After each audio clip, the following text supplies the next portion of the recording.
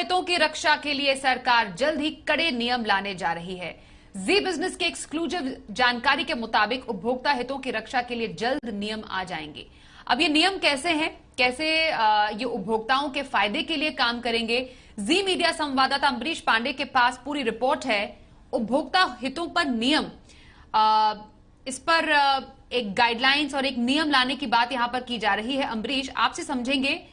किस किस पर शिकंजा कसेगा और उपभोक्ताओं को कैसा फायदा। ये बिल्कुल स्वाति, फेक रिव्यूज एक बड़ी समस्या है पूरी इंडस्ट्री के लिए, साथ साथ उपभोक्ताओं के लिए भी बड़ी समस्या है, क्योंकि कई बार उनका जो निर्णय होता है वो उन रिव्यूज के हिसाब से मैनिपुलेट हो जाता है और इसकी वजह से वो कई बार धोखा खा जाते हैं प्रोडक्ट को या सर्विसेज को अफोर्ड करने में। इसी को लेकर कंज्यूमर अफेयर्स मंत्रालय ने एक बड़ी कमेटी गठित की थी और कमेटी की एक बड़ी बैठक कल हुई थी और उस बैठक में जो इंडस्ट्री बॉडीज हैं, स्टेक होल्डर्स थे, सबको एक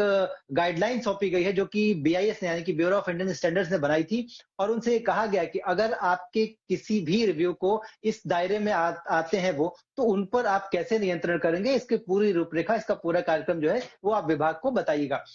जो रूपरेखा बीआईएस के हिसाब से तय की गई है उसमें ये कहा गया है कि अगर कोई जेन्युइन कस्टमर नहीं है और वो कोई रिव्यू लिखता है तो उस कंपनी का जो एआई सिस्टम है यानी कि उसका जो पूरा टेक्निकल डिपार्टमेंट है वो उसको पहचान करेगा और ये बताएगा कि ये पेड रिव्यू है या फिर ये रिव्यू सही नहीं है। क्यों? क्योंकि जैसे मान लीजिए आपने अमेजन पे कोई खरीदारी की है तो उस अमेजन पे खरीदार का पूरा डेटा आपके पास होता है और अगर वो प्रोडक्ट के अलावा किसी और प्रोडक्ट का रिव्यू दे रहा है, रिव्यू कर रहा है, तो आप उसको कह सकते हैं कि ये इस प्रोडक्ट का बायर नहीं है, किसी और प्रोडक्ट का बायर है, जिससे कि ग्राहक को ये समझने में आसानी होगी कि ये प्रोडक्ट का रिव्यू शायद सही नहीं है। इसके अलावा कंपनियों ने एक बात और कही थी कि जो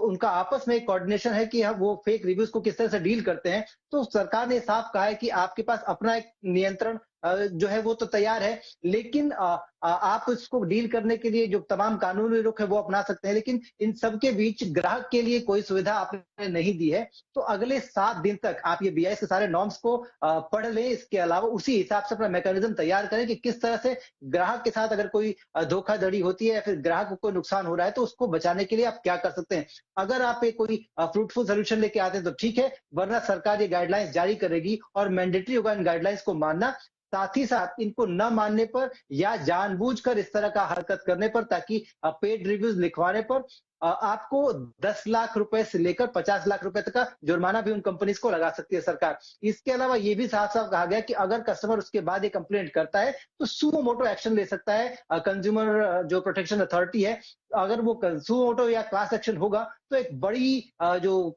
ई कॉमर्स फौज है हमारे देश में उसको एक लेकर एक बड़ा सेंटिमेंट आ सकता है। तो कुल मिलाकर सरकार की तरफ से एक बड़ा नियम है। अभी तक सारे नियम ग्राहकों के हिसाब से इसको मॉडिफाई कर दिया गया है।